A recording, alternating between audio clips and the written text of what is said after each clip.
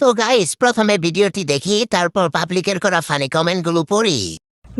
যেটা 15 বছরে হয় নাই, যেটা 15 বছরে হয় নাই সেটা আজকে হয়েছে। क्यों क्या हुई? অলমোস্ট আমার গায়ে ধাক্কা দিয়ে আমাকে ফেলে দেওয়ার চেষ্টা হয়েছে। যেই বিএনপির নেতা কর্মীদের জন্য গত 15 বছর লড়াই করলাম, তারা আমাকে এখন ধাক্কা দেয়। तो चलिए शुरू करते हैं। আফার জায়গা মতো ধাক্কা লাগেনি বলে উনি রাগান্বিত।